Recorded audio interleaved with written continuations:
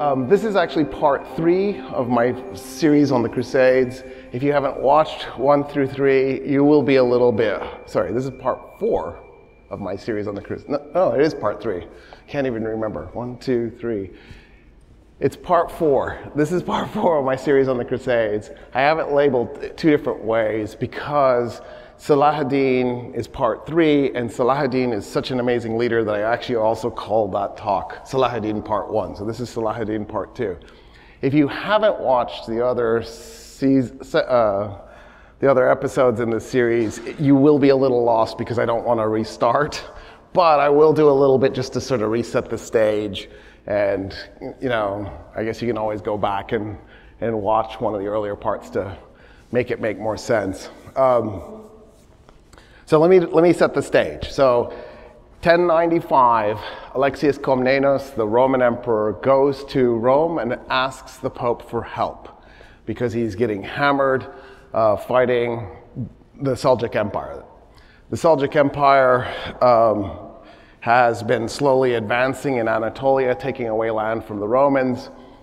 The Pope decides that he does want to get involved. And the timing is actually amazing because in 1058, we had the Orthodox Church and the Catholic Church mass excommunicate each other. So it's called the Great Schism. That was 1058. So 1095, right after the Great Schism, all of a sudden, the Orthodox Eastern Christianity is asking for help from Western Catholic Christianity, and the Catholic Church agrees. The Pope calls for the Crusades. Having said that, nothing happens. The next year, in 1096, a hermit gets up in front of everybody in France and goes, we really ought to do what the Pope asked for. Let's do a crusade. And a crusader army forms and begins marching to go capture Jerusalem and take it from the Seljuk Empire. Now, the Seljuk Empire had actually recently captured Jerusalem themselves. So this is a take back, but not for Christianity. The Seljuks had captured it from another group of Muslims. So this is not exactly, we're taking it back for us. But you have to remember that at one point the Roman Empire owned Palestine, and when they did, the Roman Empire, which by then was Christian, did own Jerusalem. So in a way, centuries earlier, there was a Christian rule over Jerusalem. So in the mind of the Crusaders, they're taking it back for that purpose. So they go, and when they go, they initiate the Crusades in Germany. Most of the Crusaders in the original Crusade are German and French. They initiate the Crusade in Germany by going up and down the Rhine River, massacring Jews. They kill about 9,000 Jewish Germans and rape thousands of Jewish women, and then they go on the Crusades. I guess they wanted Jesus' blessing or something. And the rest is sort of history. The first Crusade captures Jerusalem. In 1099, they rule Jerusalem until the end, until right before the Third Crusade starts. The reason they lose Jerusalem is because they make a series of bad errors. They keep attacking the Muslims under the rule of a guy named Salah ad-Din. In 1187, Salah ad-Din has had enough.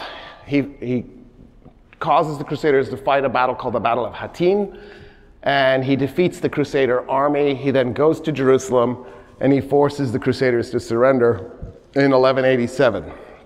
So the Crusaders ruled Jerusalem for about 88 years. They ended up with 4 states. There was the county of Edessa, the Principality of Antioch, the county of Tripoli, or Trablus, and the Kingdom of Jerusalem. So in 1187, the county of Edessa has already been conquered by, it was actually conquered by 2 rulers before Salah ad-Din. Zengi had done it, and then Nur-ad-Din takes control of it and solidifies it and finishes it off. So at that point, they're down to 3 Crusader states. They're still at 3 Crusader states in 1187. It's just the Kingdom of Jerusalem has lost its capital, which is always bad for a state, and lost a huge chunk of territory. Salah ad-Din decides to try to finish off the Kingdom of Jerusalem. So he begins conquering more territory, not just Jerusalem itself. He begins conquering the surrounding cities. And they're going one after the other. He gets to the coast, and he starts capturing coastal cities. He then puts the city of Tyre, or Sur in Arabic, under siege. He has a problem. So, 2,000, I'm probably going to mess this up, 2,355 years ago, that's what's in my head, but it's probably wrong. Double check me. Alexander the Great captured the city of Tyre. The city of Tyre was an island off the coast of Lebanon that belonged to the Persian Empire. Well, Alexander had some ships, but he didn't have enough ships to take an island, and the Persians had more ships so they could react quickly if he tried to go by sea. The city itself was completely walled off, so it's an island but with walls. So even if he had the ships, that still didn't mean he could get into the city. So he made it not an island anymore, and he just began dumping rock into the Mediterranean Sea until they made a causeway that reached the island. And that causeway never went away. So by the time Saladin gets there, it's not an island anymore, it's a peninsula. And it's still to this day a peninsula. The causeway is just expanded to the point where it is now a city, it's part of the city. It's not even like a bridge anymore, it's just this massive chunk of land that's human-made, that just connects this one-time island back to the mainland. When Saladin gets there, though, it was a lot narrower than it is today, so there's only one way to approach by land. So the only option he has to capture the city is to attack it by sea. Well, with the support of a sea attack. But he has a problem. It's a big problem. And the big problem that Saladin has is in part because of his own policies. So when Saladin captures a Crusader city, including Jerusalem, what he would do with the prisoners was free them. Well, they would then go somewhere. Tyre is where they usually went. So by the time he gets to this city to take it, there's 40,000 Crusaders there. He only has an army of 20,000 men. Usually, when defenders are in his city, they're outnumbered by the larger army outside. It's reversed. The army inside is twice the size of the army outside. That's never good for the attacker. You don't want to be in that situation. And then he needs naval superiority. He has 10 ships, 10 Egyptian ships available for that. The Crusaders have 17. So he's even outnumbered in terms of naval support. The Crusaders launch a surprise raid on the 10 Egyptian ships, set 5 of them on fire. He's now got 5.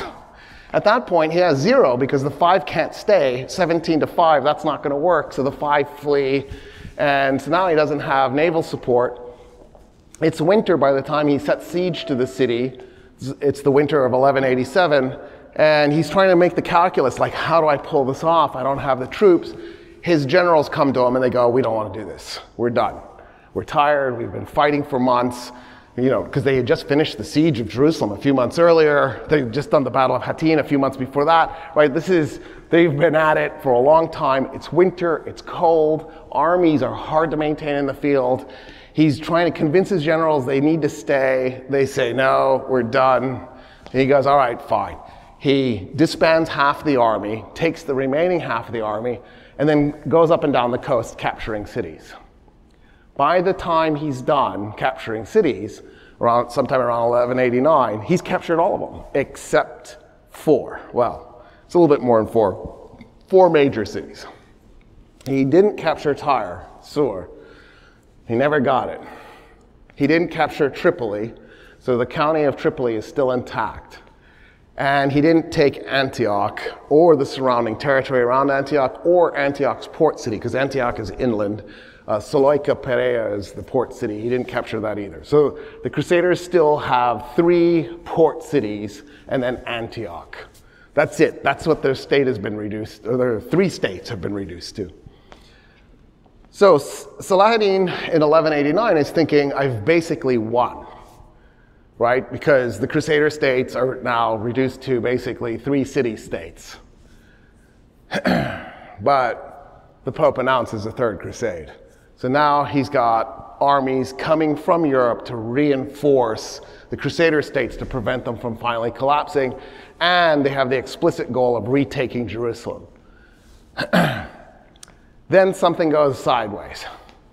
So when he captured Jerusalem, he captured Guy de Lusignan. Actually, he captured Guy de Lusignan at the Battle of Hattin, before he captured Jerusalem. Guy de Lusignan was the king of the kingdom of Jerusalem. He's not a smart guy. He's basically a big bully. He was married by Sibylla, the real heir to the throne, for political reasons, not because she loved him or anything silly like that. And in the end, I think she regretted it because he's such an idiot. Anyway, Saladin has custody of him, and he's been holding on to him for about 2 years. He had agreed to free him, he just hadn't gotten around to it because he was finishing up the Crusades. So he goes to Guy and he says, look, I will make you a deal. Now, I think one of the reasons why he wants to do this is the guy who's running Sur, the guy who's running Tyre, is actually competent. His name is Conrad de Montferrat. He is a solid leader. He knows politics, he knows economics, he knows military strategy. He's dangerous.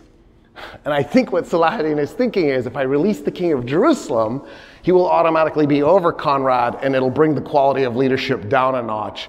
So he goes to Guy and he says, I will make you a deal. No more fighting. We're going to make peace like it is. You get to keep Tyre. Everything is going to be great, and I'll release you. And Guy goes, yeah, of course, this is a great deal. So he releases him. Guy gets to Tyre. He immediately forms up an army and begins marching south, breaks the treaty instantaneously, and puts the city of Acre under siege. So Saladin made an error in releasing Guy, probably, maybe. So now he has to go mobilize an army to go stop the siege of Acre, Akka in Arabic, and he goes, and he arrives. So the city itself is in a position that's a little awkward. It's a peninsula that juts into the Mediterranean. And so when he arrives, the Crusader army is in between him and the city. And he can't get to it because he can't get through the Crusader army. As time goes by, more and more Crusaders show up. So even though Saladin is asking for more and more of his supporters to show up, he's not keeping up. And he's going to get into another one of these outnumbered matches. There's about 5,000 defenders inside the city of Acre. By the time the siege ends, Saladin had about 40,000 men outside. So he had about 45,000 men. He had about 50 ships. The Crusaders had about a little over 100 ships. So again, they've got this 2-to-1 ratio at sea. Saladin isn't used to this. He's used to outnumbering them at sea. So this is alarming.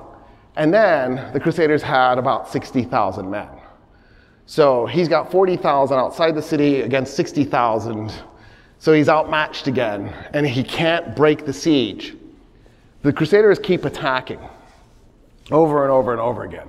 Conrad de Montferrat shows up, he's building siege equipment, and he's trying to break into the city. And then what would happen is every time the Crusaders would break section of wall, Saladin would attack. That would force the Crusader army to turn around and face him, and then that would give the defenders a chance to repair the wall. And that's how he's keeping the city alive. As the Crusaders start to establish naval superiority, though, now he's having a problem because he can't deliver food. At one point, because he's captured Beirut, right? He's captured almost the entire coast. A group of Beirutis get inside this big ship. They sew crosses onto the sails. They go and they buy pigs from the Christian population living in Lebanon. They load up the ship with pigs. They put them on the decks so that everybody can see the pigs. And they dress like Crusaders. They shave their beards, and they get on the ship filled with supplies, and they take off towards Acre. And as they're approaching the city, a Crusader ship pulls out and blocks their way and says, "It looks like you're going to Acre." And they go, "Yeah, of course we're going to Acre." And the Crusaders go, "We haven't captured it yet." And they go, "Oh, we didn't know. We thought you had captured it." And they're like, "No. Oh, okay, we'll just go weigh anchor over here by the camp. But there's a ship behind us. They probably don't know. You should go tell them." And the Crusaders go, "Oh, okay." So they sail over to the ship that was behind them, that was kind of heading in the direction of Acre, to tell them. In the meantime, the Beirutis drop their sails, and go full speed as fast as they can for Acre. They get past the blockade, they get into the city, and they deliver their supplies. That's kind of a one-off thing, right? The next time a ship shows up with a bunch of pigs on the deck, they're going to be like, I'm not sure we believe that you're really us. So this is not a sustainable thing going forward. Well, at least by like the fourth time, because my experience with the human population is that most of us are actually really stupid. So you might get away with it a few times, but you're not going to get away with it a lot. At some point, somebody will go, I don't know, I see a pattern.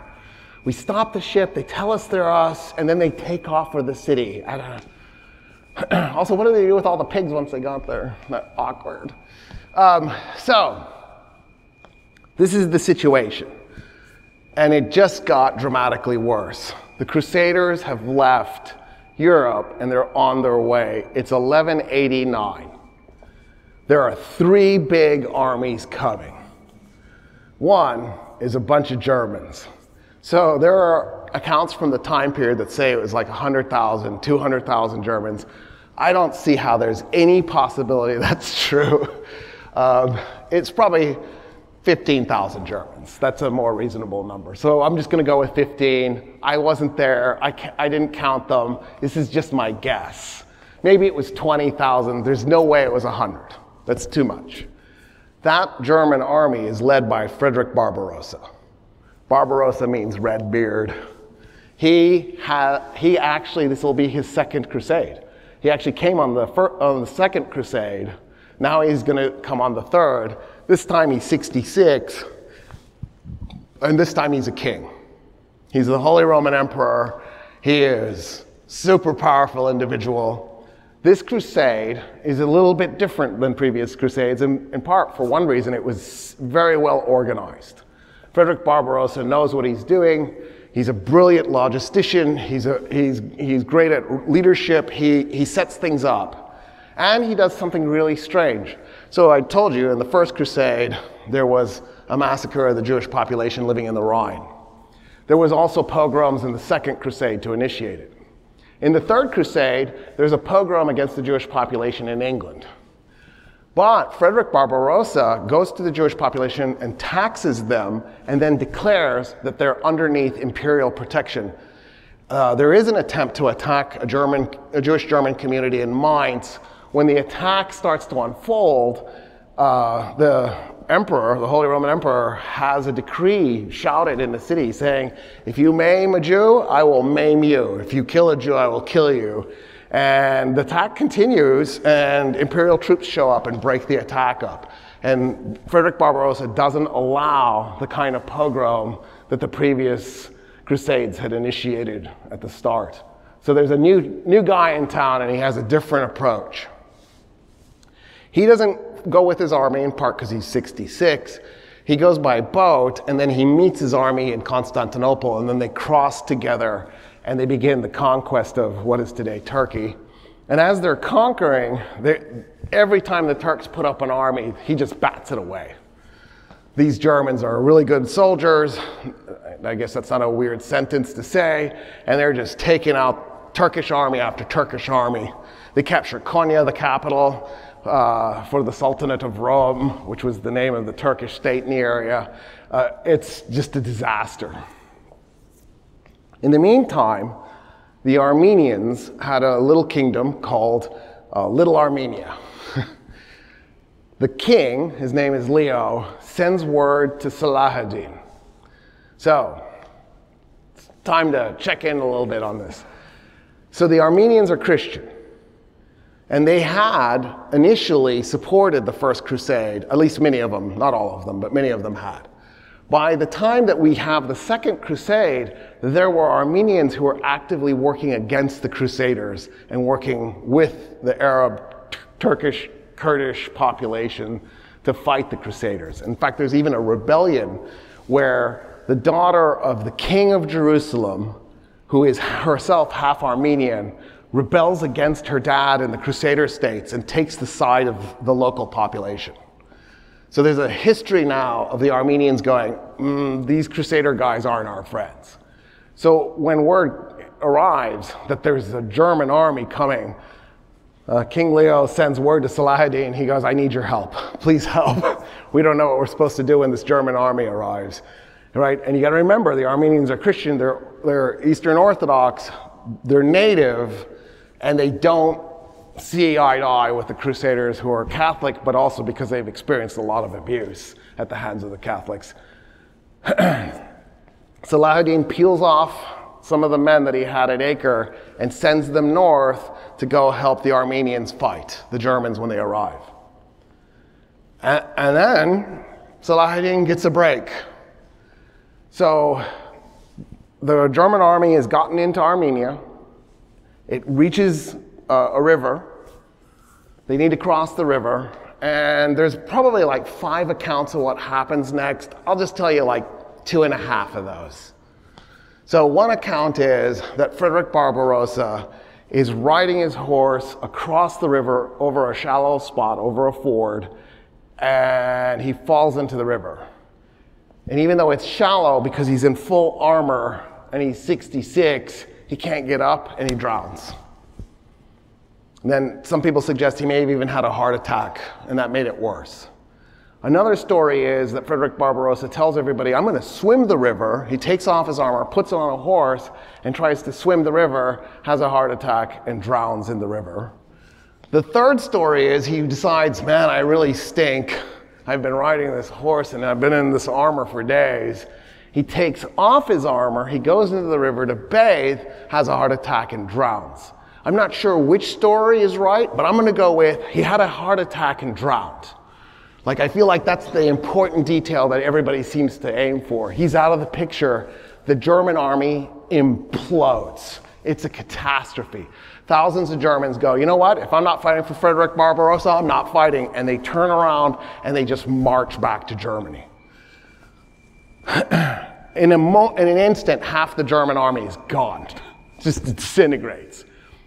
Leopold, he's an Austrian monarch, decides, he's the king of Austria, he decides, I'm going to take over, I'm the next in line. And so he takes over the remnant of the German army. By the time they get to Tyre, there are about 5,000 men. So about 2/3 of the German army just disappears. Some of it turned around right then and there. The rest of it is just sort of sloughing off. A lot of them are turning around, but some of them are dying. By the time they get there, about 5,000 arrive. That's a huge break for Salah for 2 reasons. He got rid of the competent leader and 2/3 of the army without swinging a sword. Luck. The other 2 armies are coming from France. So this is a little weird. There's Philippe Augustus. Philippe Augustus is the king of France. He owns about 1/4 of France. There's another king coming. His name is Richard the Lionheart. So when I say Richard the Lionheart, you go, oh, the king of England, the English king. Richard isn't English. He is the king of England, but he's not English. In fact, he didn't even speak English. He spoke French, Occitan, and Latin. Like, he spoke 2 different French languages, French and Occitan. He didn't even bother learning English. He was born and spent part of his childhood in England. Once he was a king, maybe he spent 6 months in England at some point when you put all his travels together. His court was in Anjou in France. So he was ethnically more French than anything else. The second thing that he was Norman, which are French-speaking Vikings. And he looked like a Norman. He had red hair, he's big build, he looked like a Viking. So even though he was mostly French, he had a bunch of Viking DNA. Like, apparently that was the thing that came through. His dad, Henry II, who was more Viking than his son, but still a French-Norman mix, his dad created a really crazy little empire. Henry II conquered half of France. And he owned a little piece of Ireland and a big chunk of Wales and all of England, basically. In other words, when Richard goes, he's not really the king of England so much as he is the ethnically French ruler of a little empire that owns half of France, more than the king of France owns, and England. So one of the solutions to this is to call it the Angevin Empire. I don't know what to do with it. Anglo-French Empire or whatever.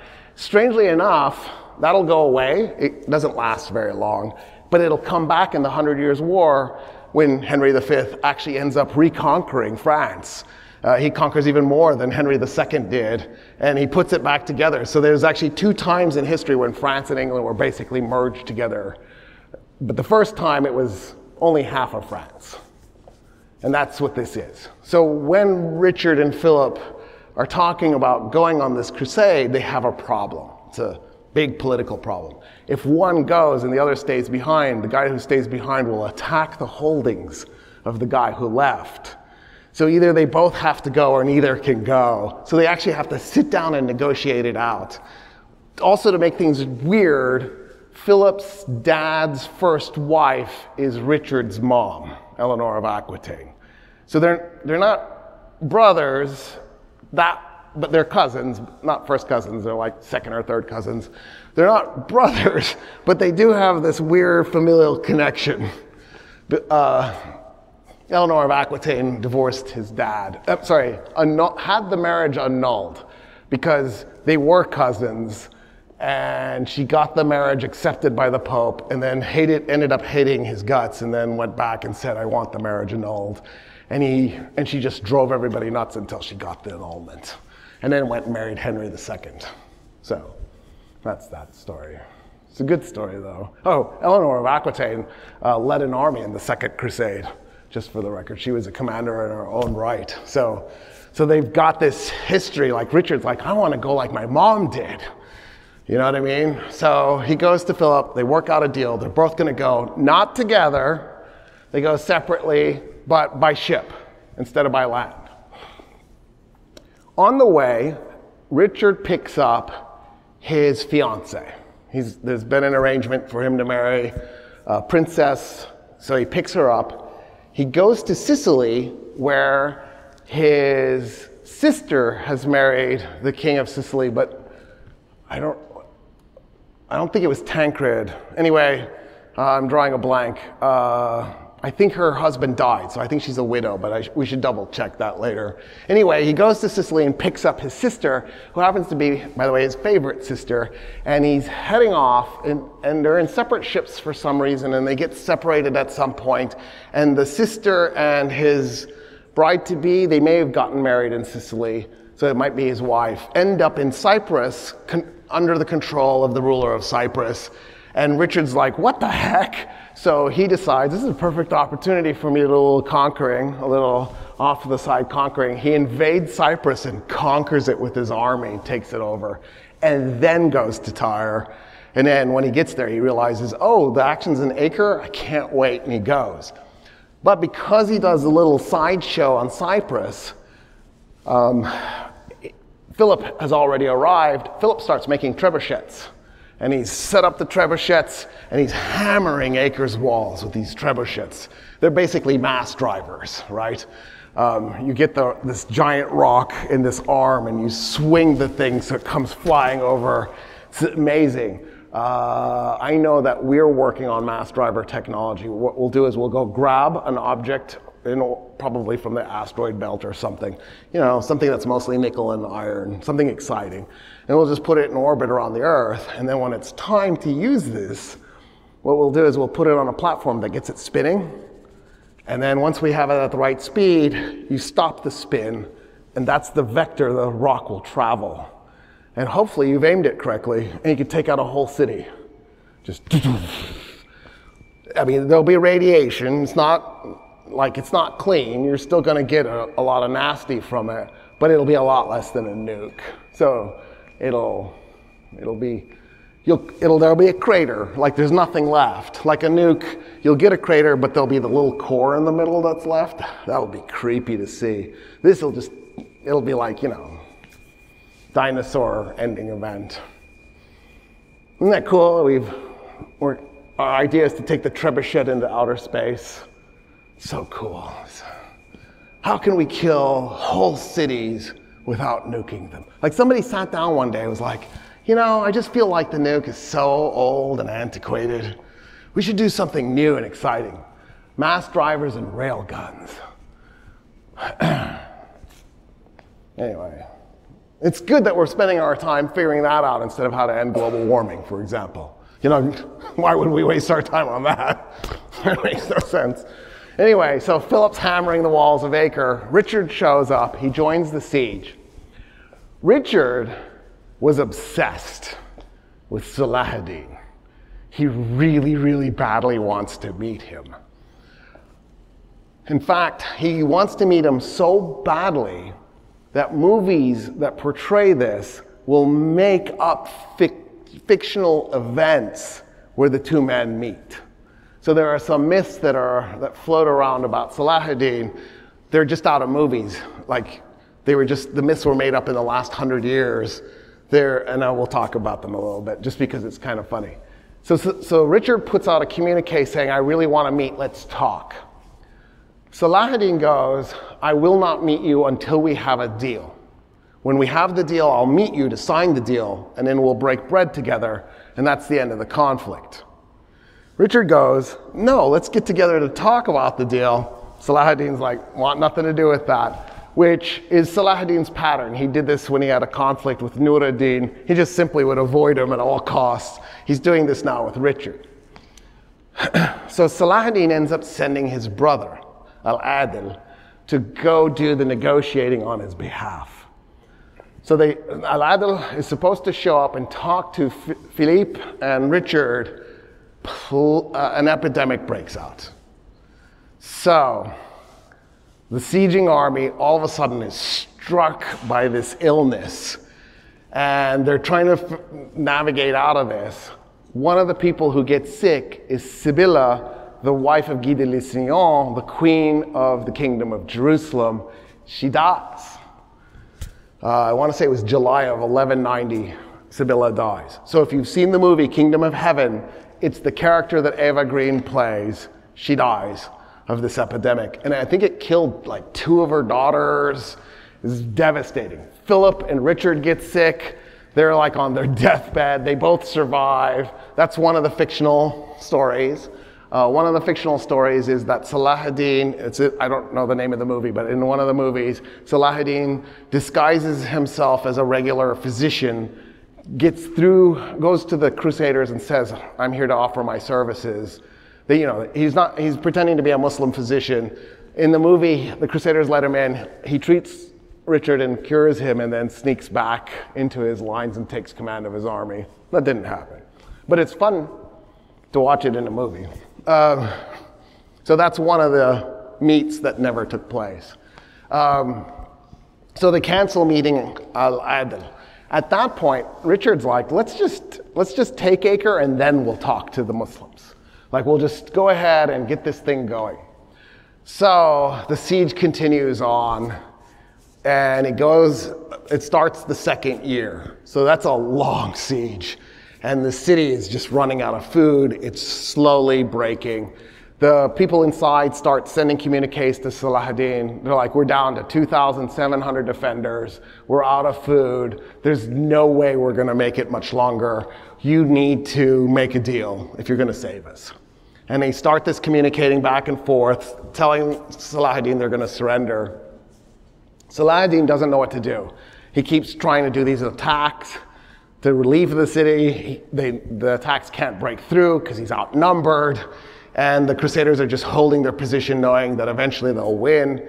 Finally, the city says it's going to surrender. So Saladin goes, look, they want to surrender. Here are their terms. He's not meeting them in person, but like Al-Adil is doing it. And Richard says, no, we don't take the terms. So you got to remember, at this point, there's kind of an interesting situation, because Guy de Lusignan is the king on paper, but he's not in reality anymore, because now that Sibylla is dead, he's lost his claim to the throne. So Sibylla's daughter, Isabella I, is now effectively the monarch for the kingdom of Jerusalem.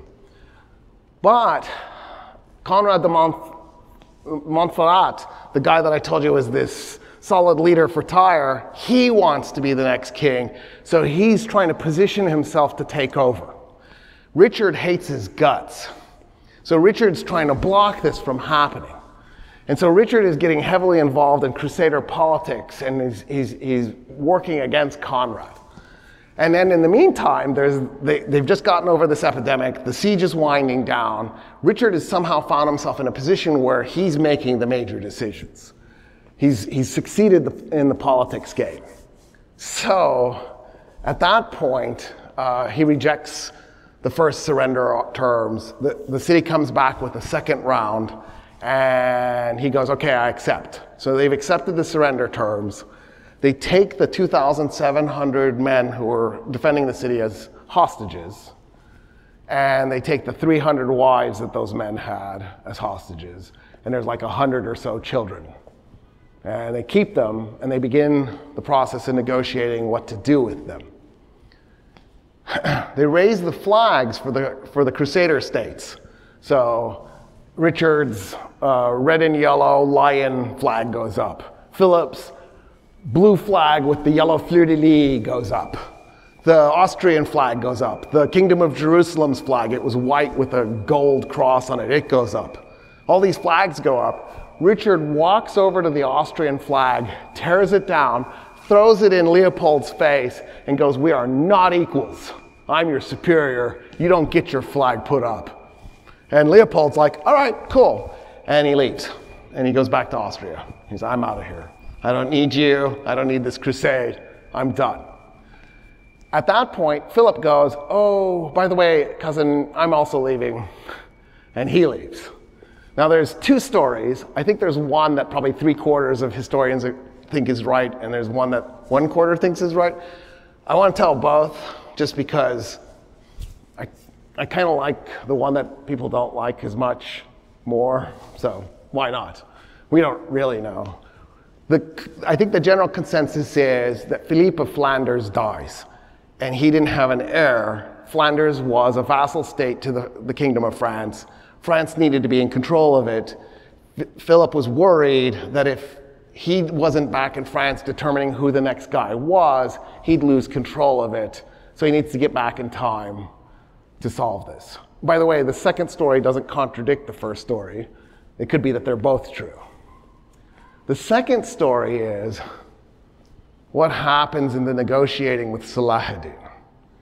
So this part does happen. There's no doubt about it. The question is only, does it affect Philip leaving? In other words, did Philip leave before this part happens or after this part happens? So the general consensus, he left before, so this didn't affect him. Saladin and Richard are negotiating back and forth on how to do a prisoner swap, and Saladin is supposed to pay some money for the prisoners as well. Saladin does the initial prisoner swap with money, and Richard goes, no, that's not what we agreed to, and he rejects it. So they enter into a new round of negotiating, and then Richard goes, you're wasting my time, screw you. He has the 2,700 defenders from Acre, the Muslim defenders from Acre, tied together with their 300 wives and the 100 or so children. Just has them all tied together in one giant human mass. And then he orders his soldiers to walk up to them and start cutting their heads off. And he massacres them. And of course, when Saladin and the Muslim army see this, they begin weeping. Saladin was notorious for crying. The dude would cry at a drop of a hat. He had emotions, he didn't have any fear in showing them. And once he'd start crying, it would cause the whole army to cry, because they're like, dude, our Sultan is crying. And they're crying watching this massacre take place. The second explanation for Philip leaving was when he saw the massacre take place, he began puking, and he became sick, and like emotionally sick. And then he says something to the effect of, I came here to do Jesus' will. Clearly Jesus' will wasn't murdering prisoners, murdering children and women. I can't be a part of this. And he takes off.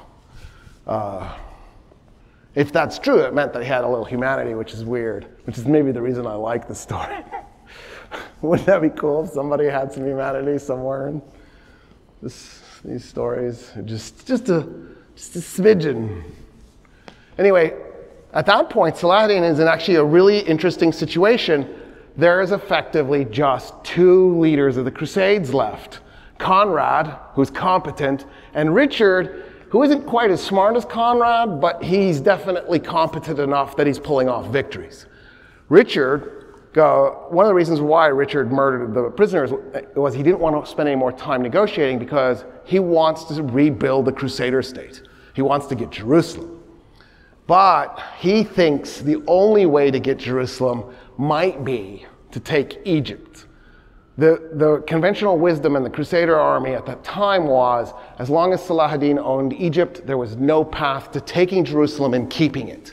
So even if Richard could run and grab it, he won't have the ability to hold on to it. So Richard is trying to figure out how he can get Egypt. Well, one way to get Egypt is to literally march there. So he starts going down the coast. The Egyptian Navy takes a beating, and as a result, Richard doesn't have to worry about a naval attack on the coast. So he's just going down the coast, capturing city after city, the same cities that Salah ad-Din had just captured in 1187 and 1188.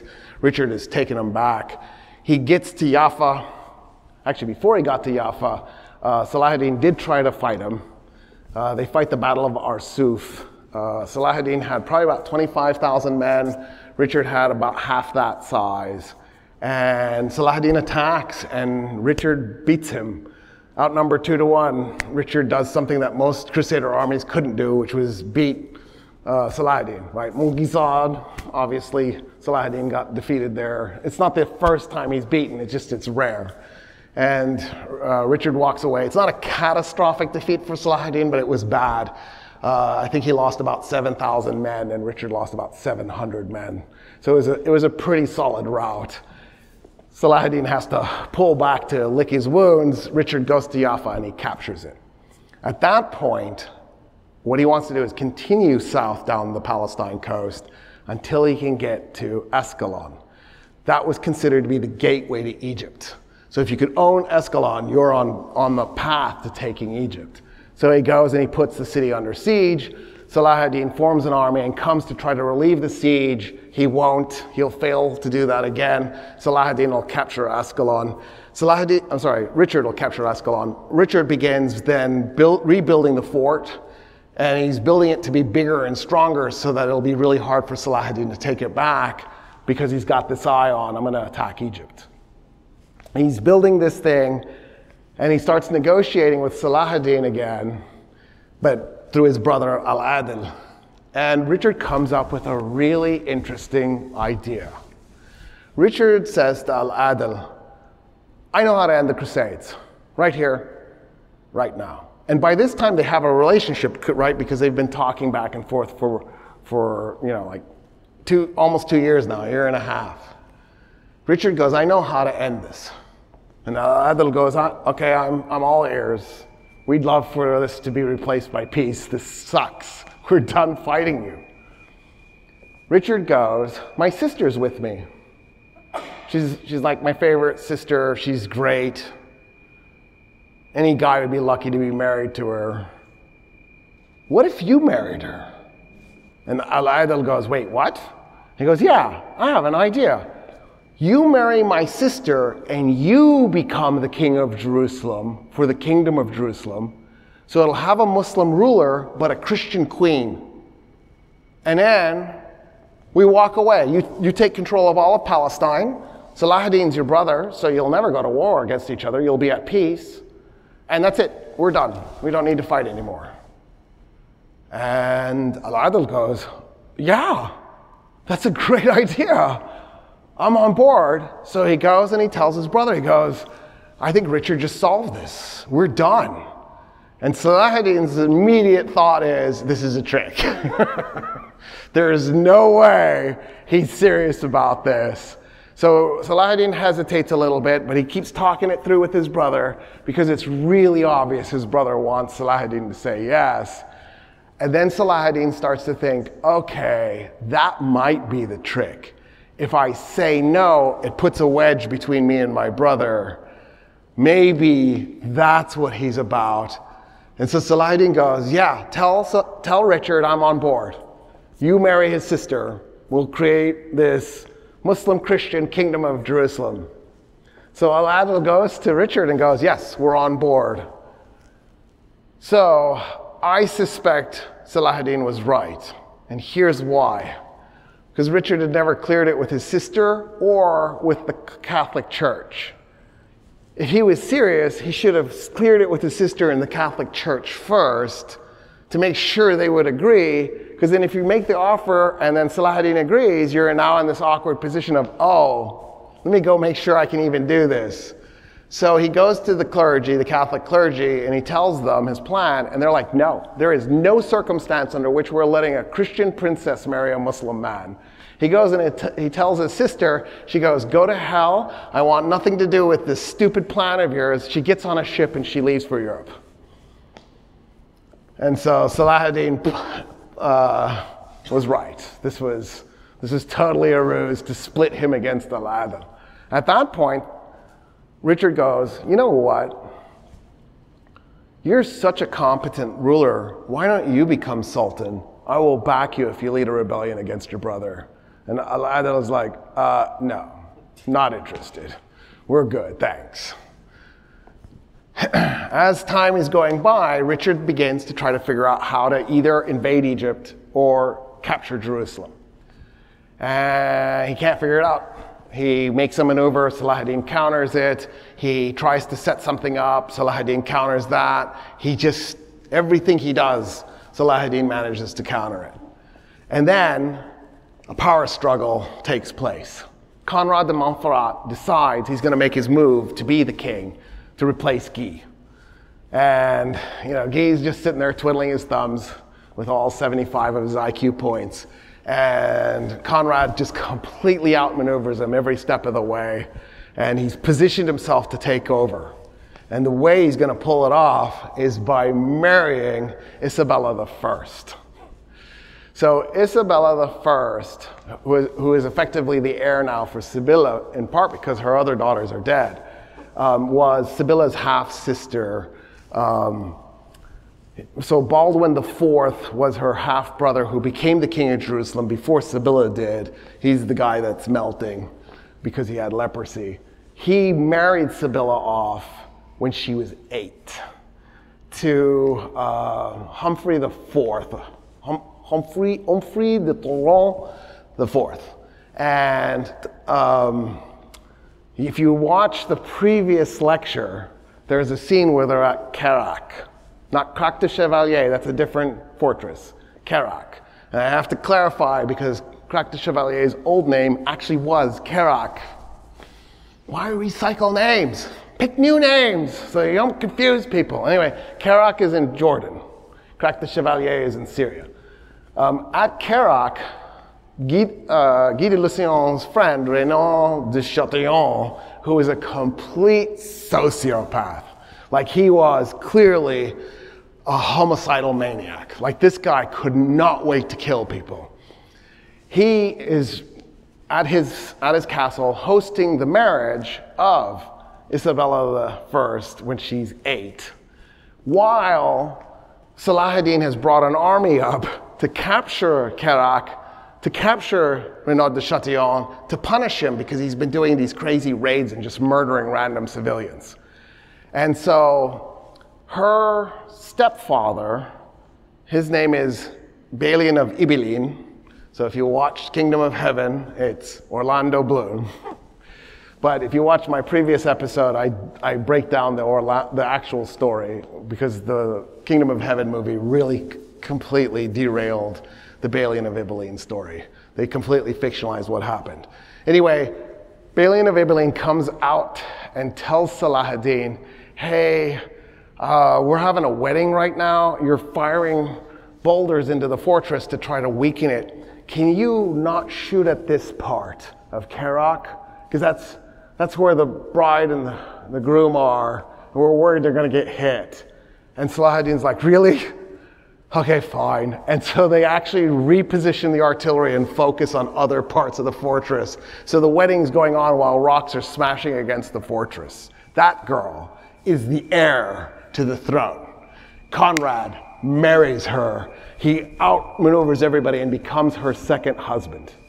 If I remember correctly, Humphrey also died in that epidemic in 1190. So it took out a bunch of crusaders. Anyway, she's now married. Conrad is now king. And then he dies, like literally days later. 7 days later, something silly like that. He just does. Isn't that sad? Sad. The way I remember it was he was defenestrated, but I might be mixing him up with somebody else. Fenestra is the Latin term for window. Pushed out a window. Isn't it cool that there's a term for this? Defenestration. It happens so often. We had to come up with a term for that kind of a death. What happened to him? Defenestration. Yeah, sounds terrible. You should have seen the body. Odds were it wasn't an accident, just so we're clear. Everybody blames Richard the Lionheart. He's the obvious person for this. Richard goes, "What? Me? I'm not a ruthless, cruel bastard. I wouldn't have done that to Conrad. That's awful." By the way, Conrad was Leopold's cousin. So Leopold now hates Richard times 2. You killed my cousin and you ripped down my flag. I really hate you. Anyway, so Conrad is dead. Richard goes and grabs one of his nephews. His name is Henri de Champagne, as in bubbly wine, Champagne. Henri II. And he goes to Isabella and goes, "Handsome enough for you?" And she agrees and she marries. And that's her third husband. And that guy now becomes the new king of the Kingdom of Jerusalem. For the record, he's also the nephew of Philip, the King of France. So Philip, of course, is also pleased with the choice. At that point, Richard has to start making hard decisions. He hasn't been able to figure out how to make a move on Jerusalem. He hasn't been able to figure out how to make a move on Egypt. And word has gotten back to him that his brother, John, is going to try and take his throne. So when Richard left, he left his mother, Eleanor of Aquitaine, and his brother John in charge to run his country while he was murdering people. And now he's just discovered his brother is on the process of trying to outmaneuver him to take over. So Richard, in 1192, goes to Salah and says, "Let's talk, let's make a deal." Well, not directly to Salah, he won't meet with them. He goes to Al-Adil to make the deal. Al-Adil and him begin negotiating, and Richard goes, "Just let us keep all the coastal cities." And Al-Adil goes, "Except for Ascalon, we'll agree. We'll let you keep everything from Jaffa to Tripoli. It's yours." And Richard's like, no, I really want Ascalon. And Al-Adil goes, "Yeah, everybody knows why though. It's because at some point down the road, you're hoping that the Crusaders capture Egypt. This is your ticket to doing that. We can't agree to that. There's no way we make a deal with you and you retain Ascalon." And so in the end, Richard goes, "Really? This makes me sad, fine." He gives up Ascalon. He keeps everything from Jaffa to Tripoli, and all Christian leaders will be allowed to go to Jerusalem whenever they want to. That's the deal. That was actually the deal in 1187 when Salah captured Jerusalem. So they've literally gained nothing. They've just fought ruthlessly for 5 years, and they're right back to where they were. Except Saladin did capture a bunch of those coastal cities. The Crusaders have gotten them back. So I guess the Crusaders are slightly better off. At that point, a bunch of the Crusader leaders do go to Jerusalem to pray. Richard refuses. He goes, "I will not go unless I'm a conqueror." And that was his chance to finally meet Saladin, but he refuses to go. Because Saladin said, "Now that we've made the deal, come to Jerusalem, pray in the Church of the Holy Sepulchre. I will meet you there, and we will eat together, we will drink together, we will be friends." And Richard goes, "Go to hell. I came here to be a conqueror. You're not giving me that opportunity. I hate you." And so he gets on a ship and he sets sail for France. He gets in trouble. He ends up separating from his army with 4 people. I forget why. They get caught by a storm. They're shipwrecks. He's literally marching through Europe on foot. through Austrian-controlled territory. The Austrians figure out who he is. Leopold arrests him, puts him in a dungeon in Vienna, and goes, "Remember when you tore down my flag and then killed my cousin? Maybe that wasn't a good idea." And Richard's like, "I'm sorry." Standing there by himself, going, "This really is bad, isn't it?" At that point, Leopold is like, "I'm going to hand you over to the Holy Roman Emperor. We're going to demand 150,000 marks for your return to England." It's about 100,000 pounds of silver. 100,000 pounds sterling.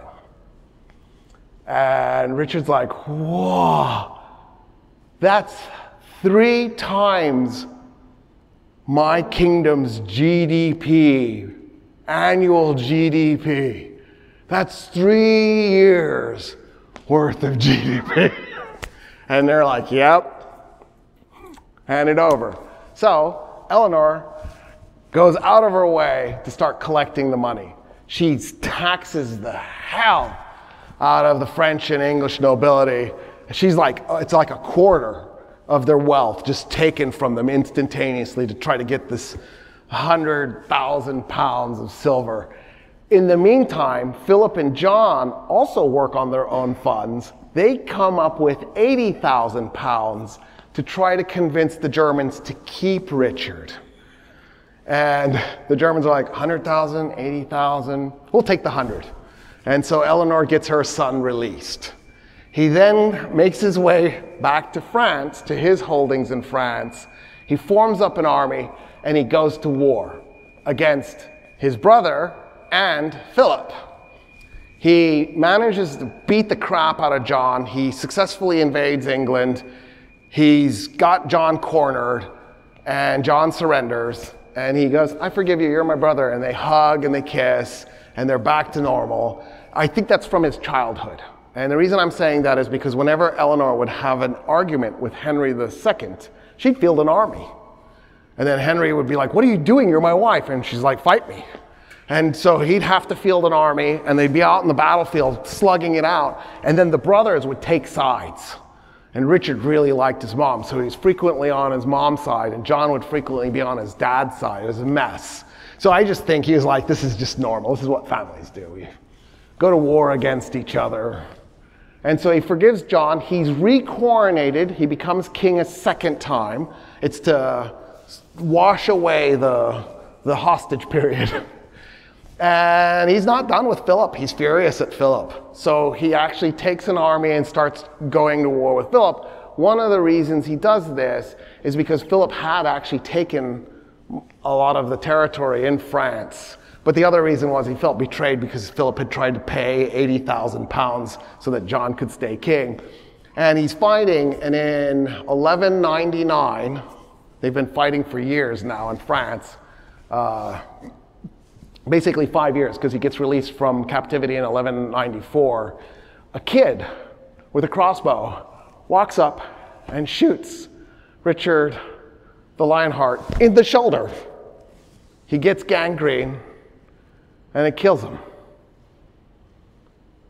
Before he dies, he asks that the kid be brought to him.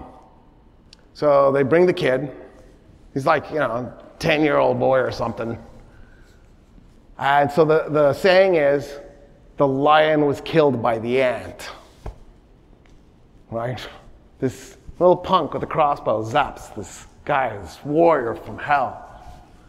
He brings the kid over, and the kid's assuming he's going to say, I'm going to have you executed. And Richard goes, "I forgive you. I pardon you. You will not be executed for this crime. I want you to live, even though I'm going to die." No, wow. This bloodthirsty savage, in his last moments, decides to do mercy. He dies. One of Richard's men grabs the kid, puts the kid on a platform, takes his skin off using a sharp blade, and then hangs him, really naked, because he doesn't have any skin on him. That's That's how that forgiveness ended. Oops. Anyway, that's the end of Richard. One of the reasons why I wanted to make sure to finish Richard's story a little bit is there's so many myths surrounding Richard, including that he died in France, sieging a castle. All the movies have him die a different way. Sometimes he shows up and he saves Robin Hood and Maid Marian, you know what I mean? Like, there's all these weird other stories, and I wanted to finally have a little bit more accurate of a story. And also, it's worth pointing out that because of what happened, John does end up as king because Richard didn't have any legitimate heirs. He did have one acknowledged bastard child, but European law didn't allow bastards to inherit. So the child can't become king. So John does become king in the end. John is incompetent. He's not a good leader. He goes to war with France. The king of France, it's not Philip, it's Philip's son, invades England and defeats John. It's the last time an army invaded England and actually beat the English in England. He invades England and he defeats John. And then the next year, John, he's still king. His throne isn't taken away, but the French holdings are basically gone. The English lose almost everything. They had a little bit left of Aquitaine, but they lost almost everything else. The next year, 1215, the nobles rise up against John. They fight the Battle of Runnymede. John is forced to surrender to the nobles. He did a lot of surrendering. Poor guy. And he's forced to sign the Magna Carta. So this is really an incredibly important moment. In a way, when you think about it, had Richard not gone on the Crusades, maybe he would have never been in the position where he was so weak, and maybe he could have had time to, I don't know, have sex with his wife to make an heir, and that might have prevented John from becoming king, and there might have never been a Magna Carta. Right? So all those little things stacked together kind of set England into this path. Also, it's a warning about having dumb leaders, but we will never pay attention to those warnings. So, that's the end of Richard. So, timing is everything. Salah ad-Din actually manages to get a deal with Richard in 1192, and peace is restored. Salah ad-Din dies 2 years later. At age 55. He died pretty young. Salah ad-Din knew that there was a political problem with the Muslim world. And that political problem was the leader, amazing leader, one after the other, Zengi, Nur-ad-Din, Salah ad-Din, 3 in a row, dies, civil war, every time. And so Salah ad-Din had spent all this time trying to get it so that all the emirs had sworn allegiance to his oldest son, Al-Afdal. And he tried to make it so that he would die, Al-Afdal took over, end of story, we're good to go. Salah ad-Din dies, Al-Afdal takes over, and his brother goes into a state of rebellion. It fails. And civil war, every time. In this civil war, the brother actually is proving to be a little bit better of a leader, and so even though he's not the official sultan, he's managing to grab a lot of territory. His name is Al-Aziz. Al-Aziz and Al-Afdal are tearing apart Salah ad-Din's sultanate, right? Because they're in this murder fest, brother versus brother. For the record, Salah ad-Din had 17 sons and 1 daughter. At that point, how would you know their names? There's no way you would know their birthdays. You'd be like, can you remind me again, what's your name? That guy was busy. Hold on, I have to stop fighting right now because one of my 18 kids is acting up. How did it go? So the only sons who are in position to start civil war are the 3 oldest. The rest are too young. So that's thankful, because you can see how that could have gone sideways really fast. So Al-Adil decides, I'll just negotiate out a peace deal. I'm their uncle, I'll be neutral, and I'll start working on them, just like I did with Richard. He's the perfect guy to do it, because he has all this experience dealing with the Crusaders. And so he does. He starts working on a deal, and he tries to convince Al-Aziz to take a secondary role. But as time is going by, he decides Al-Aziz is the guy who should be sultan, that Al-Afdal is terrible. Al-Afdal actually was. Al-Afdal was a heavy drinker. He spent most of his time sleeping with his concubines and being drunk.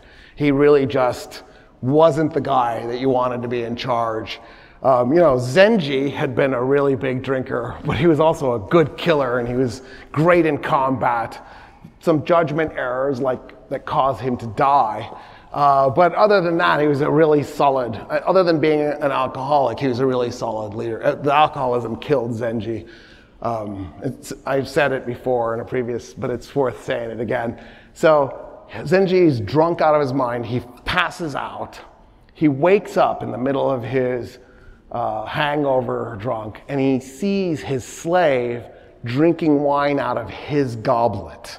His slave, who is an enslaved crusader. And Zengi goes, "Really? You're drinking out of my wine goblet? I'm going to take care of you in the morning." Rolls over and goes back to sleep. The slave's like, I don't think that's how this is going to work. Pulls out a dagger and cuts his throat. And I kind of feel like Zengi had that coming at that point. Like, how did you not know you were going to die in that moment when you threatened to kill your slave, who was a crusader? That's why you shouldn't be an alcoholic. It clouds your wisdom. Anyway, so that's, in many ways, Al-Adil is probably thinking, oh God, we've got another one of these guys. He's going to be incompetent, and he's going to get us into all sorts of trouble. So Al-Adil decides he's got to back Al-Aziz and knock out Al-Afdal. And so he starts working on it. He changes sides. He actually captures Damascus and takes it away from Al-Afdal. And he's basically pushing for Al-Aziz to take over. Al-Aziz basically does in 1198. In 1199, Al-Aziz dies. And at that point, the third brother, Az-Zahir, decides he's going to jump into the conflict against his older brother. And when he does, at that point, Al-Adil goes, maybe I need to just be sultan and get this over with. I was trying to make it so that my brother's sons would be the next sultan, but this isn't working. So he makes a play for power. He beats the crap out of his two nephews. He goes to Zahir and he says, I'll make you a deal. You can marry my daughter, and I'll give you a chunk of land to rule over, and you're done. And Zahir goes, yeah, that's good. I'm good with that. And that's how he's taken out. So at that point, he still has to deal with, actually, I think he actually dealt with Al-Afdal first. But anyway, he goes to Al-Afdal and offers him 2 cities to rule. Al-Afdal goes, fine, I'm tired. At that point, Al-Afdal had been fighting for about 7 years to become the next sultan, and he's just been failing the whole time. So he takes the 2 cities, he goes and takes physical control of one of them, turns around and tries to take physical control of the other and fails, and just settles for the one city and dies in a drunken stupor eventually. Al-Adil then ends up as the Sultan. He effectively takes over in the year 1200, but he officially becomes Sultan in 1202 when the civil war is officially over. He will rule for 18 years. It turns out that was not the worst possible outcome. Al-Adil was competent. He wasn't just competent, he was gifted. In fact, he was as good a leader as Salahuddin in every regard, except maybe militarily. Salahuddin was probably the better military leader. But when it came to diplomacy, definitely a superior to his brother. When it came to running the economy, a superior. And one of the things that Al-Adil tried to do was create long-standing institutions that could survive him. And so he began really working the economy. He thought if he could build Egypt and Syria and Palestine's economy, it would help prevent any future civil wars. It would help also prevent another Crusader invasion. And one of the ways that we can test whether he was successful or not is Egypt had a catastrophic low flood event that lasted 3 years. There wasn't enough water. And what that meant was that the crops were going to come in really small, and Egypt was literally facing starvation, Al-Adil actually mobilized the army and sent it to different parts of his territory, like in Syria, and made them do extra farming to produce extra food to compensate, and Egypt ends up not going into famine. And as a result, he stabilizes Egypt's economy. So he was competent, but he also solved problems. And then he decided, and this may have been his most brilliant decision, that one of his goals had to be to prevent another crusade. He went, what's better than war? Trade. Why don't we trade each other's stuff and make a bunch of money and become filthy freaking rich? Why are we killing each other? So he began working on European leaders and saying, look, I'll make you guys trade deals. He talks a group of Italian merchants into moving permanently to Egypt and setting up businesses. He starts negotiating with the most serene Republic of Venice to come up with a good, long-standing deal. And he makes one. The Venetians in 1202 sign a treaty with him that will establish a trade network from Venice to Alexandria.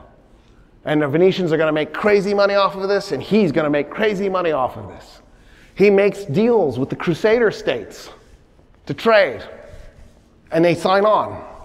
And now he's integrating the Crusader state into the local economy. He makes deals with Sicily. So the kingdom of Sicily at this point is ruled by a German family called the Hohenstaufen. They are so connected to the royal families of Italy and Germany, that eventually their leader, the king of Sicily, Frederick II, will become the Holy Roman Emperor and will take the title King of the Germans and King of the Italians. So he'll rule basically everything from the border between Germany and Denmark to the southern tip of Sicily. The Germans had inherited Sicily from the Normans. The Normans had conquered it from the Arabs. So this is a multi-ethnic project.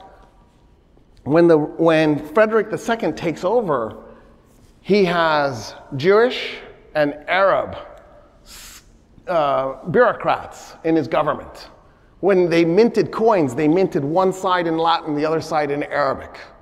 He knew 6 different languages. One of the languages he knew was Arabic. He starts actually producing texts where he goes and learns the subject matter, reading Arabic language texts, and then rewrites it in Latin. He became an expert in falconry.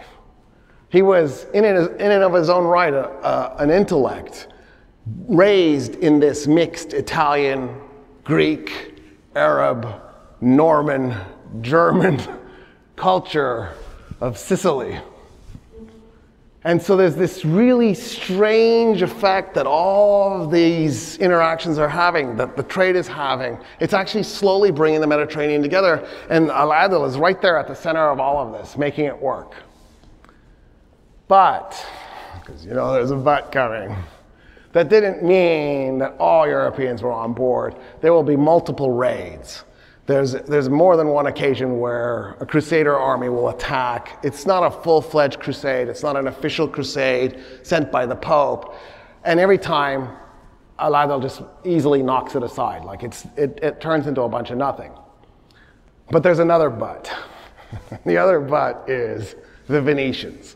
So full disclosure, I'm part Italian, and my ancestors left Tyrol, but they were originally from Venice. So I have like a little sentimental attachment to Venice.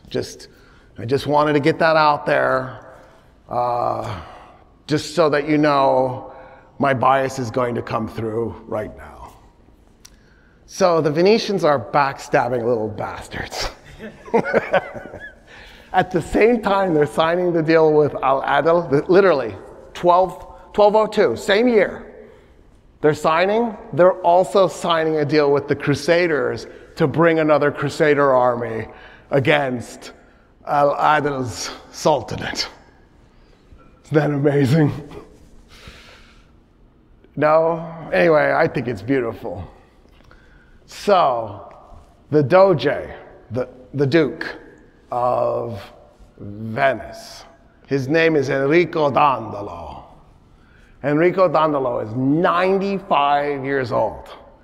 He can't get on a horse anymore. His servants have to put him on the horse. He's just too rickety.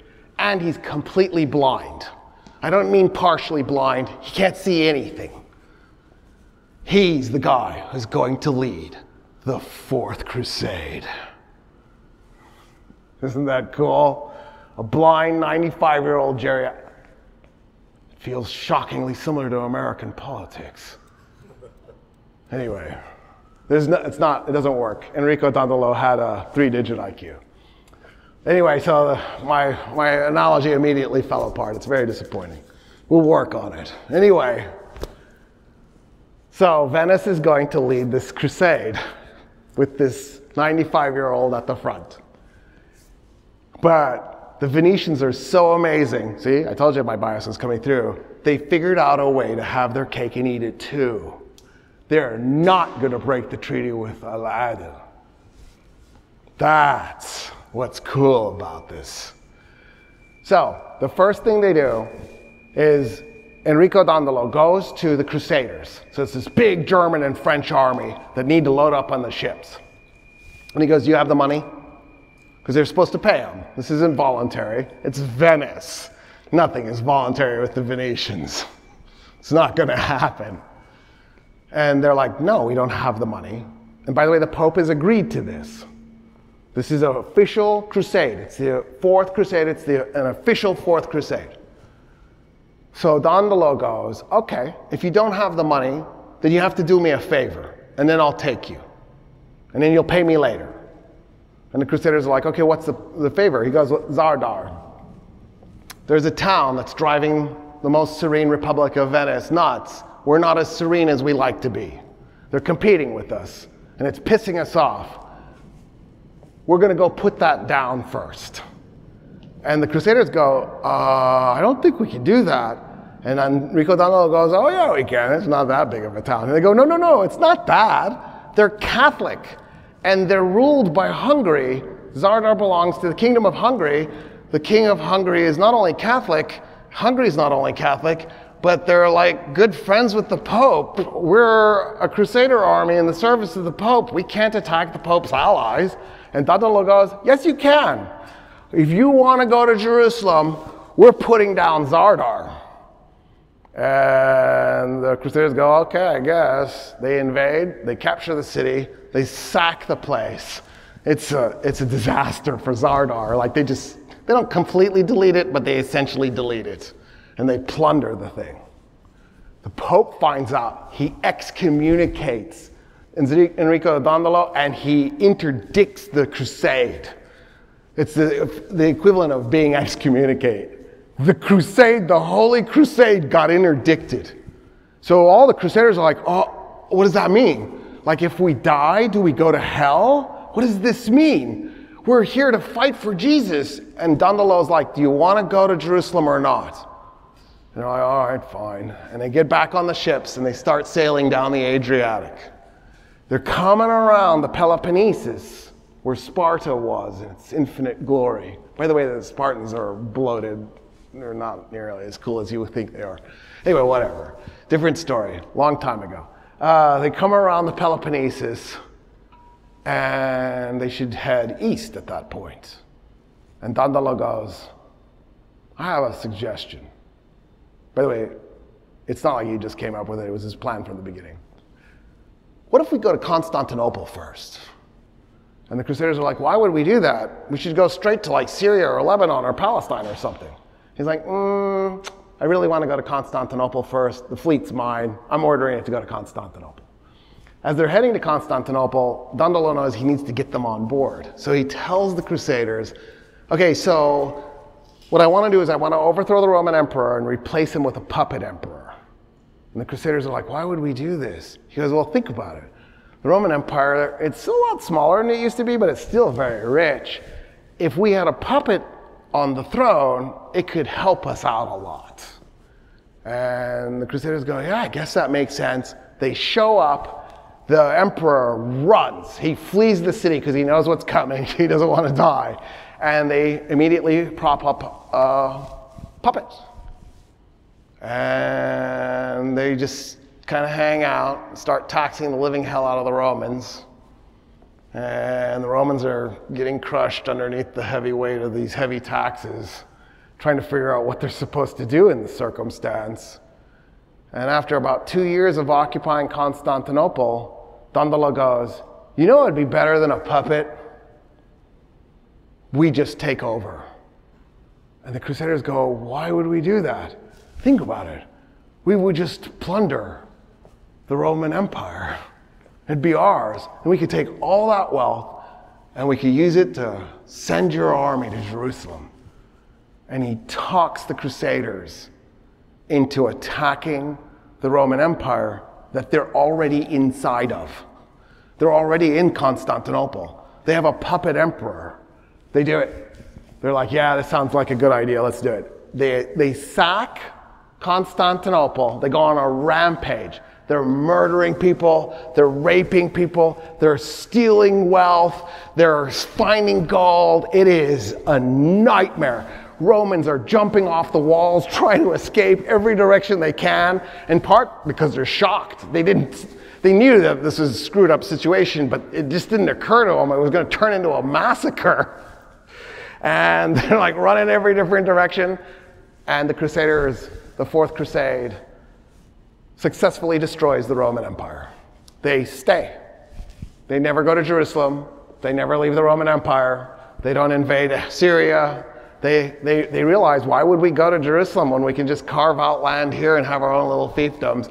And they begin ruling the Roman Empire to differentiate it from everything else. A lot of scholars will call it the Latin Roman Empire. I don't know, it feels redundant. So the Romans who flee go to Nicaea and they set up the Roman Empire in Nicaea and they make it its temporary capital. Trebizond, which is in the northeast, it was a northeastern territory, breaks away and creates itself as its own little state with the goal of eventually reestablishing the Roman Empire. But when you think about it, this is an extraordinary moment because the Holy Roman Empire, Napoleon said it best, it's neither Holy Roman nor an empire.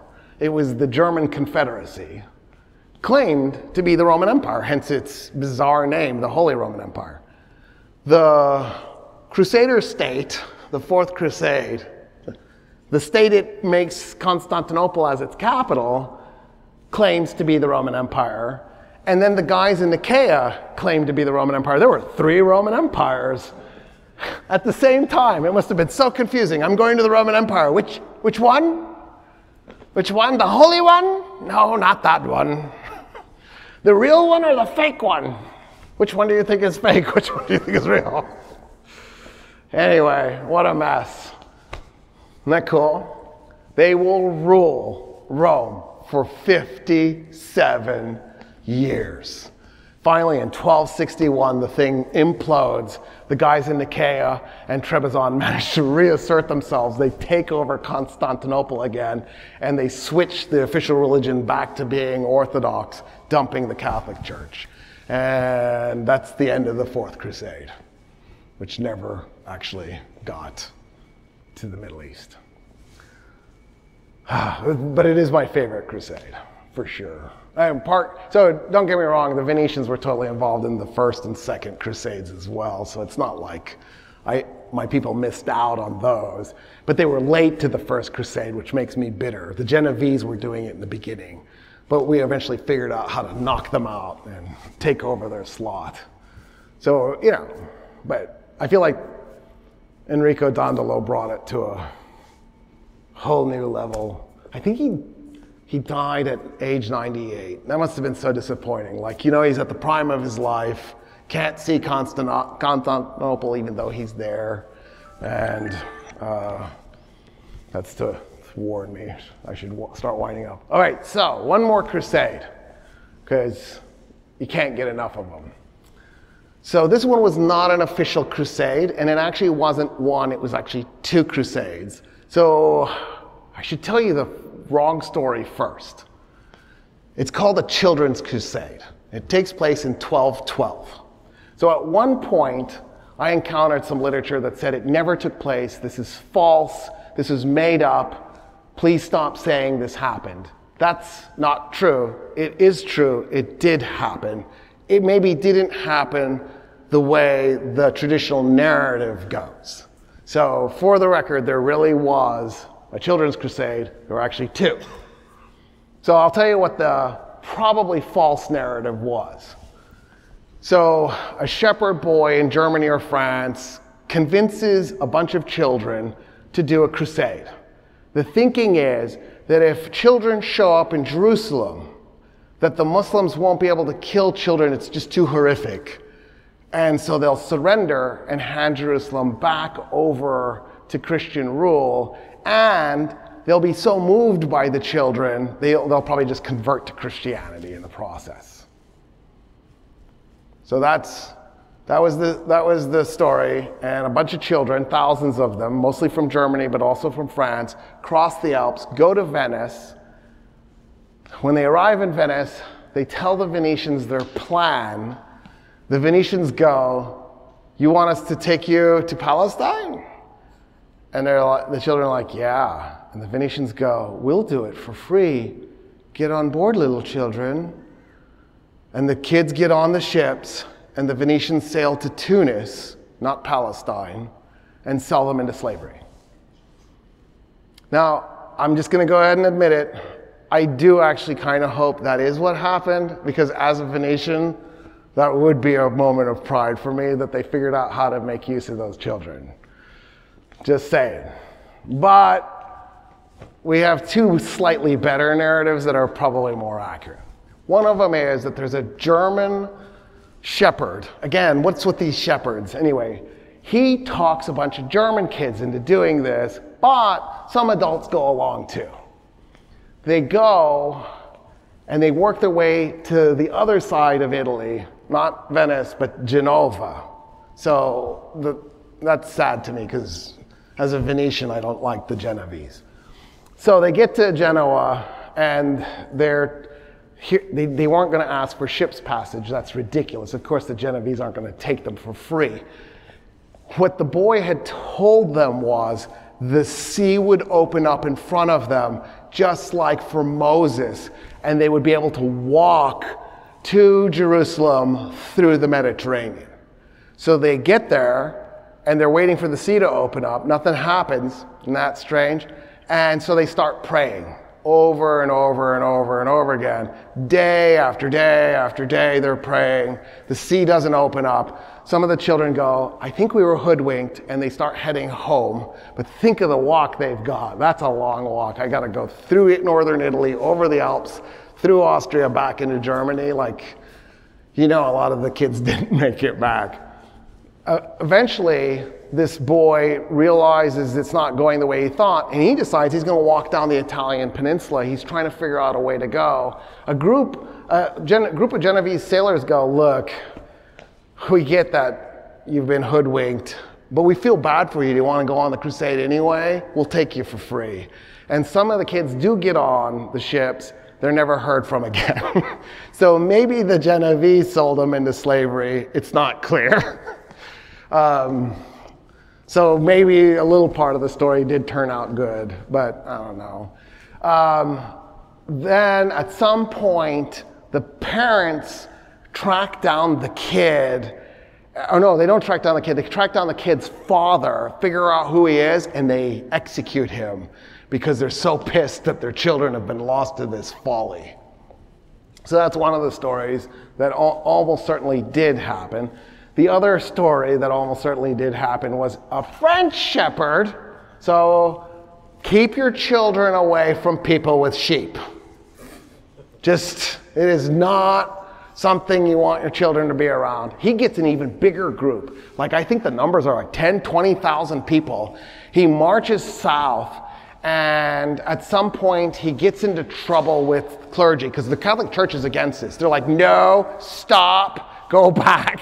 Go back." And he's like, "No, Jesus told me to do this.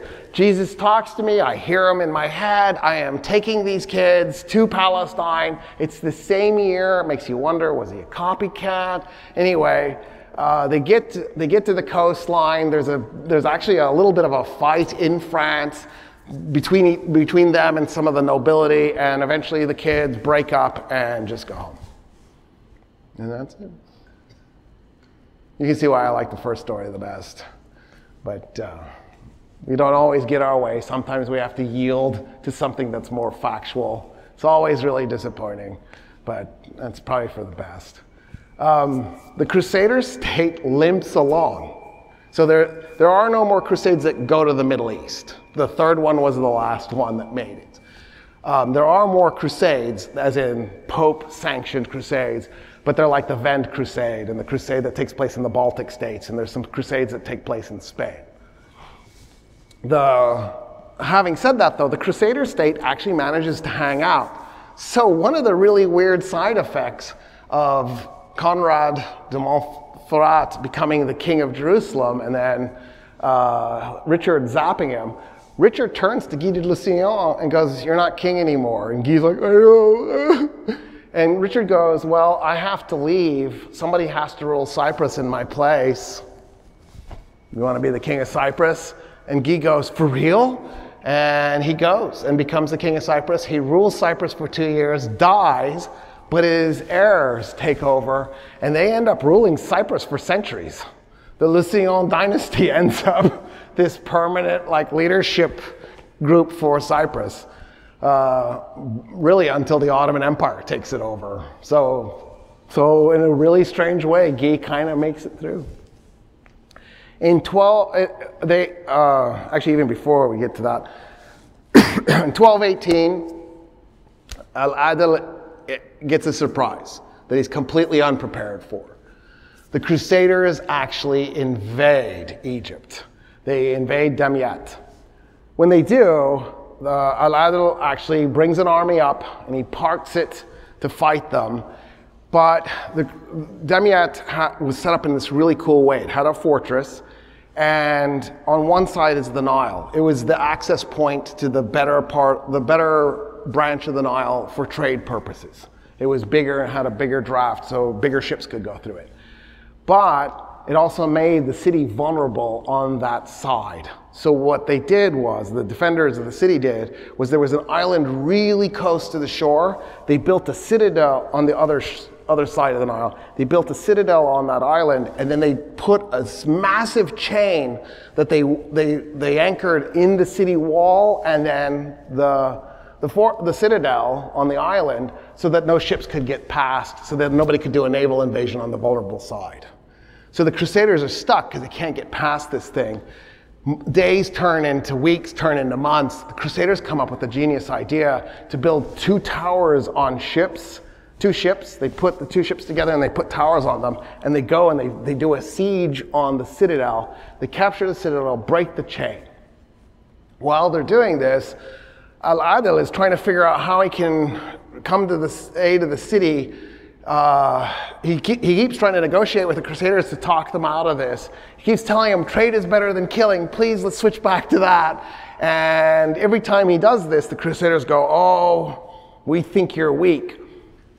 So most of the Crusaders actually wanted to make a deal by this point, but the guy in charge doesn't. He believes that the only way to fulfill Jesus' will is to just murderize the Muslim population in Egypt. So he keeps refusing to make a deal.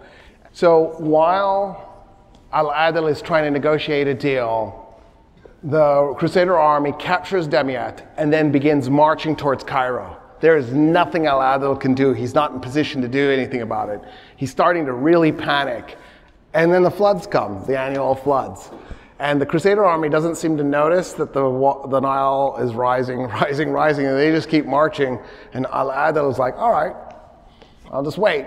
And eventually the land floods out, and the Crusaders are bogged down in mud, stuck. And there's nothing they can do. They can't turn around, they can't go forward. And Al-Adil comes and says, "Hey, you want to talk now? Here's the tragedy of all of this. When this was happening in 1218, Al-Adil in the beginning was like, I'll just give you Jerusalem if you'll pull out of Egypt. You want Jerusalem? You can have it. Now, it turns out that the leader of Jerusalem might not have been totally on board with this, so he might have been pulling a Richard, but this is how desperate he was. When he goes to the Crusaders, now that they're stuck in the flood, incapable of doing anything. He goes, all right, let's talk. And they're like, all right, let's talk. And they go, is Jerusalem still on the table? And he goes, no, you leaving alive is all that's on the table. Do you want to leave alive? And they're like, yeah. He goes, okay, cool, go. And he helps them leave. And that's how that ends. And then he dies. Like right after he resolves this, he dies. So then there's a whole new round of struggle to create a new crusade. The Pope finds his new crusader. The guy's name is Frederick II. The Pope goes to him and says, Frederick, you're going to go take Jerusalem. Frederick goes, I'm swearing my oath. And it was like 1221, I think, is the first time. And the days turn into weeks, turn into months, turn into years, and his army isn't moving. In fact, in 1218, there was hints that he would be the one who would take over if Jerusalem was handed over to the Crusaders. And the Pope excommunicates him. It's like, dude, go! And Frederick's like, yeah, I'm just not interested. Eventually what will happen is there's another Crusader army that does land in Palestine with the goal of capturing Jerusalem again. The leadership at this point, it's Alafdal's son. And I'm having a old person brain moment. I can't remember his name. I'm going to not think about it because it'll probably come to me if I stop thinking about it. He goes, I'm still thinking about it and it messed me up. He goes and he starts negotiating with this new Crusader force. He's like, look, what do we need to do? And he ends up going, you know what? I'm giving you Jerusalem. You want Jerusalem this bad? You can have it. So by this point, Frederick is actually now on ship heading to Palestine. And he lands. They sit down and negotiate. They make him the king of Jerusalem. He gets back on the ship without going to Jerusalem and heads back to Sicily. And that's how Frederick II became the king of Jerusalem on paper only, satisfying absolutely everybody and nobody at the same time. It was a genius moment, and that ended that event. So that's why it's not classified as a crusade, because the Pope wasn't satisfied with the result. I have a sneaky suspicion that Frederick II just didn't feel like killing people was a good way forward. And he was satisfied owning Germany, Sicily, and Italy. And he's like, why would I go any further? And I also have this sneaky suspicion he wanted to spend his time reading books. And he didn't really like popes. And so he just sort of made a fun little deal that made him the symbolic ruler of Jerusalem. And then a disaster happens. So long story short, the Muslim rulers of Afghanistan upset the Mongols. So the Mongols decide to teach the Afghan rulers a lesson. They invade Afghanistan, conquer it, grab the king of Afghanistan, the ruler, and they take him into a bathroom and they bathe him, and then they take all of his body hair off. So he's completely hairless except for his head. And then they put perfume all over him, and they stick him in a wedding gown, and they put him next to a Mongol general, and they do a wedding ceremony. And he takes the girl role. He's the bride. And then there's the honeymoon. And the reason the Mongols did this was first of all, part of their religion was they were animists. They believed that it was sacrilege to kill royals. So this is, actually, let me rephrase that. They believed it was sacrilege to spill royal blood on the ground. It's a very important differentiation that they will make later. So this is a way to not spill his blood on the ground. But better yet, it was a way to subjugate the Afghans, because now that their king has become somebody's bride, he's in this submissive role to a general. He'll have no authority. And that's how the Mongols subdued Afghanistan. If only the US military had known this little trick. Just next time. Also, just as a general rule, don't go to places that only the Mongols have ever successfully conquered. You know what I mean? Like, There are some rules, or that a place that's nickname is Graveyard of Empires. Just leave that. Don't check that box off. Like, that's not on your bucket list. Walk away. Anyway, the Mongols are like, you know what? We're here. Why don't we just keep going? Haven't you ever wanted to see Persia? And they invade. And they just start massacring. It's a catastrophe. They're killing village after town after city, and they just keep going. And they just keep going. And they get to Baghdad. At the time, it was the largest city on the planet. It had 1 million people. It was the center of art, philosophy, and science. The House of Wisdom was the heart of world's intellectual achievements. The Arabs had, by that point, streets lit up at night, fast food industry. They had figured out coffee. They understood modern medicine. They invented modern agriculture. They knew that all objects in the universe exerted gravity, that light had a finite speed. It traveled in waves. In so many really weird ways, they'd already figured out all the things that we just figured out in the last century. So we had to figure them out again. The Arabs had already stated Newton's first law of motion. They already had invented the scientific method. 600 years before Francis Bacon invents the scientific method, Ibn al-Haytham had already invented the scientific method. So Francis Bacon didn't invent the scientific method, it turns out. Kepler's first law of planetary motion, already stated. They had invented the lens. They had a convenience industry where you could just have your laundry taken to a laundromat and wash and brought home. You would give them a list and they'd go buy groceries for you and bring it to your house. Isn't that crazy? Anyway, that Mongol army shows up outside of Baghdad in 1258. They tell the people, surrender right now, we will spare everybody. 200,000 people flee. So there's 800,000 people who stay. The reason they stayed was they believed the city could not be captured. It had two sets of walls around it. The interior walls were ribbed with the exterior walls by sets of walls. The exterior-most walls were low. The interior walls were higher, and then the interior-most walls were the highest. That way, if an enemy ever captured a section of exterior wall, you could cut it off with the interior cross-section walls. And even if the enemy captured those, the interior walls were still higher, so you could shoot arrows down on the enemy below you. And the thinking was, it was an uncapturable city. I almost said unsinkable ship. Don't get on those. And don't stay in uncapturable cities, because the Mongols take it. And when they do, they kill everyone. They massacre the whole city. They take the House of Wisdom and they dump it into the river. They just destroy all the books. And then they continue on their rampage. And they begin trying to conquer the rest of the Middle East. They will capture Damascus next. Damascus had developed a level of glass work, artistry, that we don't have today. They were producing a type of steel. They would buy steel ingots from India. They would produce a type of steel that was even stronger than the stuff they were buying in from India, called Damascene steel. They were themselves, Damascus was on the edge of new technologies.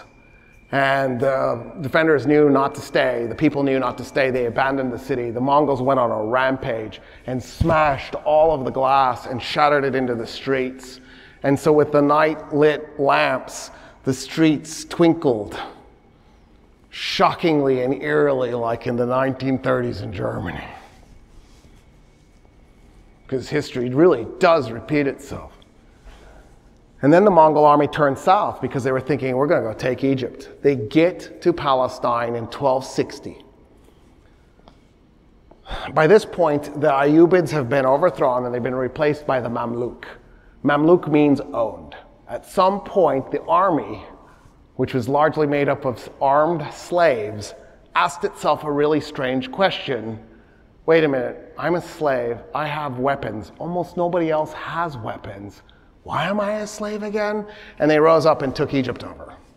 They were like, no, I'm not doing this anymore. So they're ruling Egypt.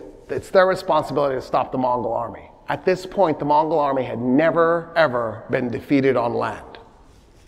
They had conquered China and everything between Palestine and China, and nobody had ever beaten them in the land battle.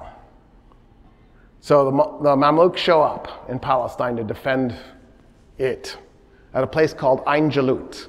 Ain Jalut means the spring or the well of Goliath.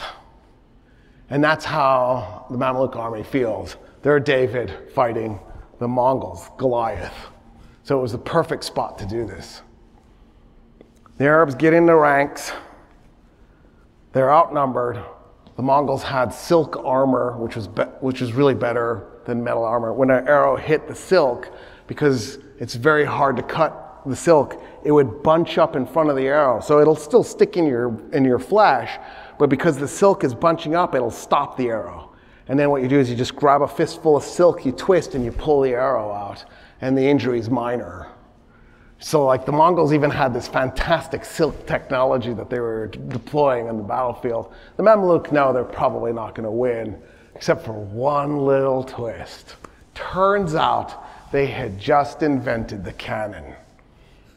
And so when the battle's about to start, the Mamluk dropped ranks, so there were holes in their ranks because they had the cannons behind them and they were going to fire them. But before they even get to that moment, they see dust off in the distance coming from their left flank. So the Mamluks send riders out, and they see it's the remnants of the Crusaders. And the Mamluk ride out. They send riders to go confront them. They're like, dude, we really don't want to fight you right now. The Mongols are about to kill us. Please let us die in peace. Why do you have to get involved? And the Crusaders are like, no.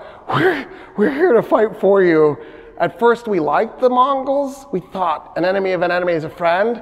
But we figured out that when they're finished with you, they're just going to wipe us out. So we might as well die by your side. And the Arabs go, couldn't you have brought more men then? At Ain Jalut, the Crusaders are like, 6% of the army. But it was probably a morale boost to see them there on the left flank, ready to die with everybody else. When the battle starts, they make the holes, they fire the cannons, and it's like bowling. The Mongols had never seen anything like it. Nobody had. The Mongol army is torn to shreds. The Mamluk charge and massacre them. The Mongols withdraw from the battlefield, stunned, shocked. And they go, you know what? Screw Africa. Let's go conquer something we can handle. And they invade and conquer Russia. There are these things we can't conquer. Russia, Afghanistan. Yeah, it's not nobody can conquer those places. Just most people can't. That's just to clarify. Anyway, at that point, the Mongols stay in the area. They're not gone. But obviously it's changed the politics because the Crusader state is still there too. Tripoli, Antioch gets absorbed. It's gone now. It falls into civil war, and they spend most of their time fighting each other, and they finally just disappear. Tripoli and Jerusalem are the last Crusader states. Jerusalem basically owns one city. Ironically enough, it's Acre. They've lost just about everything else. And Tripoli basically just owns Tripoli by this point. They've turned into two city-states. Tripoli had decided to side with the Mongols. So in 1289, the Mamluk take them out. They just go conquer them. That's the end of that Crusader state. So there's one Crusader state left. It's the Kingdom of Jerusalem, which owns one city. In 1291, the Mamluk show up. They put the city under siege, and they conquer it. Now, there's a church, St. Andrews, I think it is. I wish I had thought to look it up. I'm pretty sure it's St. Andrews. The Mamluk go to the church, and they take the frame, the door frame, out of this church. not the door, the stone door frame out of the church. They go back to Cairo. They go to a mosque in Khan al-Khalili. So if you ever end up in Cairo and you end up in Khan al-Khalili, go to Al-Barkouk Mosque, the Plum Mosque. When you do, there's 2 doors to enter the mosque. By the way, the mosque was built with pyramid granite. So you're actually, when you go into this mosque, you will be inside a structure that used to be the outer shell of the pyramids in Giza, which both breaks my heart and makes it really amazing at the same time. When you're looking at the 2 doors, look at them carefully. The one on the right is a Muslim-style door to enter that mosque. The one on the left is clearly a church doorway. It's the Acre Church. The Mamluk went to commemorate the end of the Crusades and stuck the doorway into their mosque. And so there's a church doorway and a Muslim mosque doorway to go into this mosque. Isn't that cool? You won't remember this, will you? Email me, I'll remind you. You got to go to that mosque. And just take it, I don't know, just look at it. Take a picture or something. It's a piece of 1291 history. Anyway, that's how the Crusades end. And that's the end of the Crusades. Well, kind of. The Crusader organization ended up in Rhodes, and eventually the Turks conquered Rhodes, so they moved to Malta. They still exist. They actually have observer status in the United Nations. They're called the Sovereign Military Order of Malta. They are not Malta. Malta is a state that has actual voting rights inside the UN. This is the Crusaders, the Sovereign Military Order of Malta. It's nothing to do with the state of Malta. It's a different thing. So the Crusades are done, just only they're not, obviously. One little twist, when the Europeans conquered the Arab world in the end of World War I, when they invaded and conquered Syria and Palestine and Iraq, a French general went to Salah ad-Din's tomb in Syria, walked up to it, and the French general kicked the tomb and said, "Salah ad-Din, we're back." So clearly, at least in the minds of that French general, the European occupation of the Middle East post-World War I was in fact another crusade. And of course, that was the dream the English had, was they would own Jerusalem. And they successfully did for a while. Again. I mean, because the English never had it the first time, but the Crusaders did.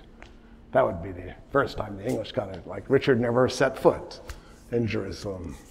All right, so that's it. That's the end of the Crusades that are still not ended. Which is weird. Let it go. It's over. But we're not good at that as a species, right? We're bitter, vengeful, petty, hold on to really ridiculous things. You know what's better than war? Trade. Al-Adl was right. Just so we're clear.